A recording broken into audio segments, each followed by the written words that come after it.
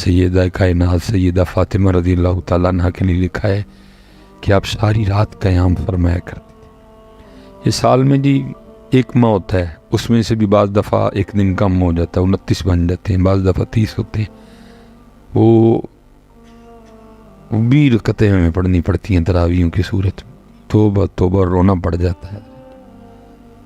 اکثریت تو پڑھتی کوئی نہیں، اور جو پڑھتے ہیں حضرت ان کی بھی اکثریت کسی ایسے حافظ صاحب کی تلاش میں رہتی ہے کہ جو بس پہلے کی سمجھ آئے اور آخری کی سمجھ آئے حضرت، وہ جلدی جلدی ختم کرے حضرت۔ اور اگر وہ بھی کس دن کو 2-3 منٹ اوپر ہو جائے نا تو اس کو بھی جاتے ہوئے کہہ کے جاتے ہیں حضرت ٹائم زیادہ نہیں لگ گیا، اتنا بھاگتے ہیں ہم عبادت سے حضرت۔ لیکن قربان جاؤں وہ تھے کہ ساری رات قیام میں، اس لیے تو میاں محمد بخش صاحب نے کہا بھی ہے نا، رات پوے تے بے دردان،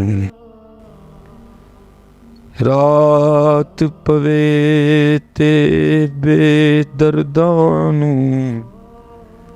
نیند پیاری آوے۔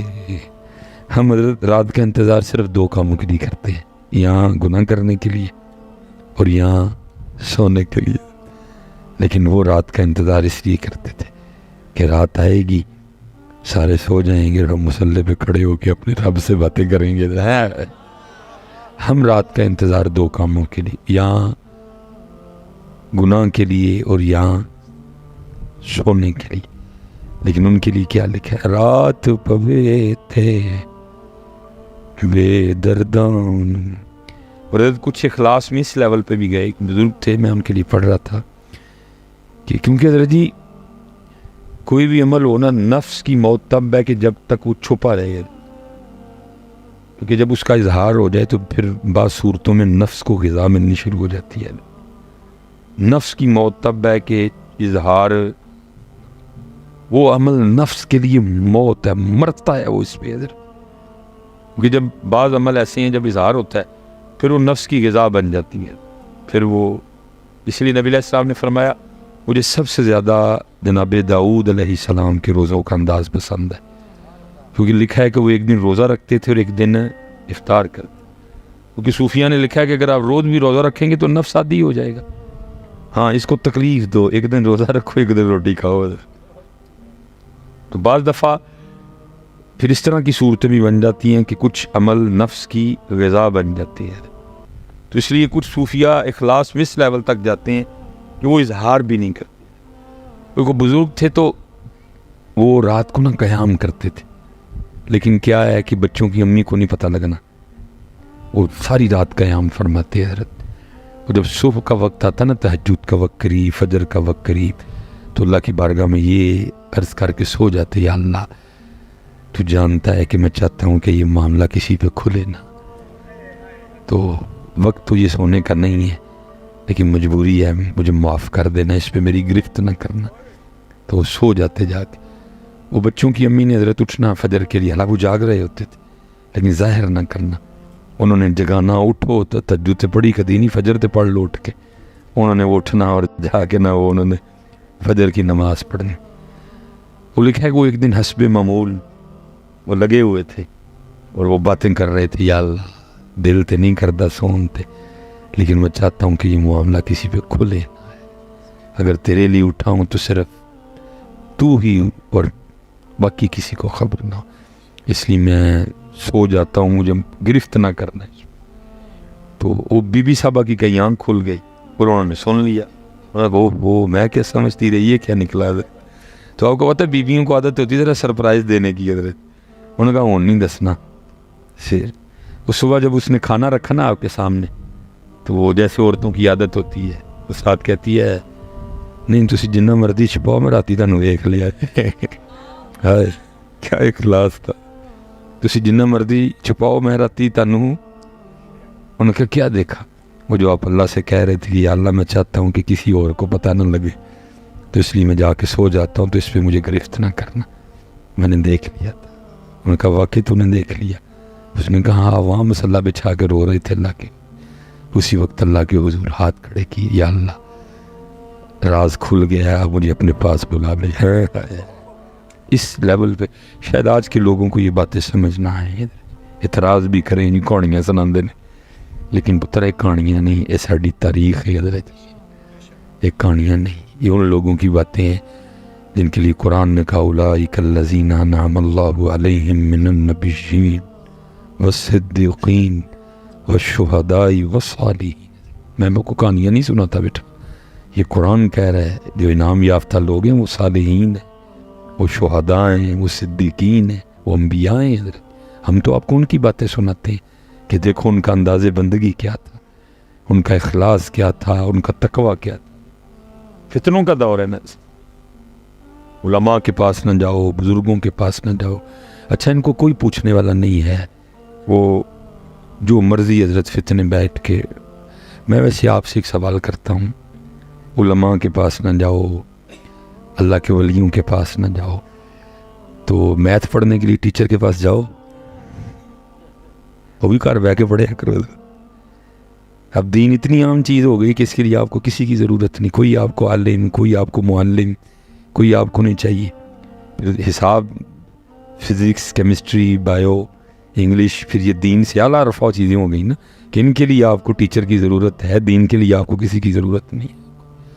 اس سے بیٹا بچ کے رہنا ہے، فتنوں کا دور ہے۔ اگر میتھ کے لیے ٹیچر کی ضرورت ہے، اگر فزکس کے لیے ٹیچر کی ضرورت ہے، اگر کیمسٹری کے لیے ٹیچر کی ضرورت ہے، تو دین کے لیے کیوں نہیں ضرورت ہے؟ دین کے لیے کیوں نہیں ضرورت؟ نہیں بیٹا، ادھر بھی ضرورت ہے۔ بلکہ قرآن میں اللہ کہہ رہے ہیں یا ایھا الذین آمنوا اتقوا اللہ، اے ایمان والو اللہ سے ڈرتے رہو، وکونوا مع الصادقین، اور صدیقین کے ساتھ ہو جاؤ۔ تو یہ بیٹا کو کہانیاں نہیں ہیں، یہ ہماری تاریخ ہے۔ یہ آپ کو سنانے کا مقصد یہ ہوتا ہے کہ آپ کو پتہ چلے کہ ہمارے اسلاف کا انداز بندگی کیا تھا حضرت، انہوں نے کس انداز سے بندگی کی، انہوں نے کن کن اداؤں سے اللہ اور اللہ کے رسول کو راضی کیا۔ کیونکہ حضرت اخلاص تو ایسی لازم چیز ہے کہ اس کے بغیر تو کچھ قبول نہیں ہے۔ عمل تو وہی قبول ہوگا جو اخلاص کے ساتھ۔ لکھا ہوا ہے حضرت سیدنا جنید بغدادی رحمۃ اللہ، ایک دن آپ اپنی خانقاہ میں بیٹھ کے لوگوں کو کہ اخلاص پہ تربیت فرما۔ ہاں میں کہتا ہوں حضرت جو ہے وہ ہے کہ آج ہماری خانقاہوں کا وہ تربیت والا انداز نہیں، یہ نہیں کہ کلی طور پہ نہیں رہا، نہیں ہے، لیکن کم ہو گیا، کم ہو گیا۔ اب بس خانقاہیں یہی کر رہی ہیں، ایک کورس انگریزی تاریخ، ایک کورس اسلامی تاریخ، ایک میلاد شریف دی محفل، ایک کربلا شریف دی محفل، مریدین حاضر ہو گئے، اور اس پہ بھی جو خطیب صاحب ہیں ان کو بتایا گیا کہ بھی 10 منٹ تو پیران دی تعریف کرنی پہلے، اور مریدین کو پکا کرنا ہے کہ حضرت جی پیران نہیں چھڑنا تھی کوئی۔ ہمارا تو کام ہے نا بیٹا، 10-15 منٹ اگر آپ پیر صاحب کی تعریف نہیں کریں گے تو پیر صاحب بھی ناراض اور سامنے بیٹھے مرید بھی ناراض۔ ہمارا تو کام ہے نا حضرت جی، وہ جب آپ پیر صاحب کی تعریف نہیں کرتے وہ پھر ایسے ایسے کرنا شروع کر دیتے ہیں، اور سامنے بیٹھا مجمع بھی ڈسٹرب ہو جاتا ہے کہ یار کی ہوں پہ پیر انہوں نے مصباحی صاحب کی گل پسند نہیں کرے آن ڈائی دی۔ تربیت والا معاملہ نہیں، کبھی تربیت تھی کبھی میں جو ٹھیک ہے میں ان کی بات نہیں کر رہا، لیکن آپ کو پتہ ہے حضرت جو ہو رہا ہے لیکن 100 سال پہلے اقبال میاں محمد بخش صاحب نے کہا، آپ فرماتے تھے الاں کاواں رنگلے پرت بن بن بندے مور، پتہ نہیں کیا دیکھا ہوگا میاں محمد بخش صاحب نے حضرت، آپ فرماتے تھے الاں کاواں رنگلے پرت بن بن بندے مور، ویگ کے تے تک کے ہاتھ پھڑی مت نکلو کو جو ہور۔ تو ہم تو میاں صاحب سے 100 سال آگے آ گئے، اب کیا حضرت غدر مچا ہوگا حضرت۔ تب اقبال کہتے ہیں کم باذن اللہ جو کہہ سکتے تھے وہ رخصت ہوئے، خانقاہوں میں گورگنیاں مجاور رہ گئے حضرت۔ ہم 100 سال آگے آ گئے ہیں حضرت اقبال سے، اب کیا حال ہوگا حضرت ہے؟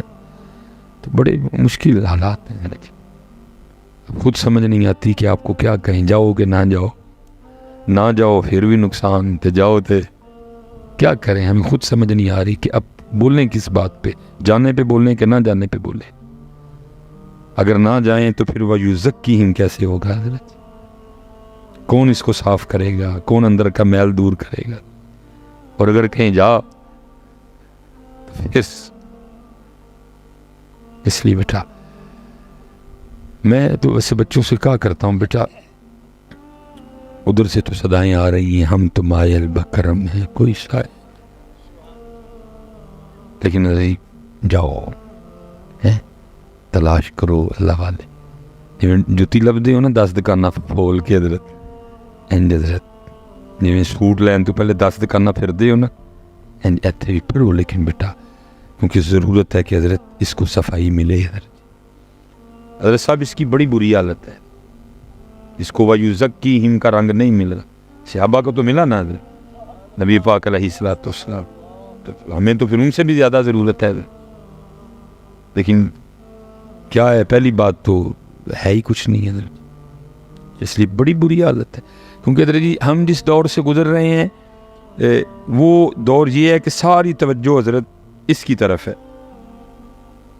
کپڑے اچھے ہونے چاہیے, جوتا اچھا ہونا چاہیے, گھر اچھا ہونا چاہیے, اس کی طرف توجہ ہے ہی نہیں کسی کی.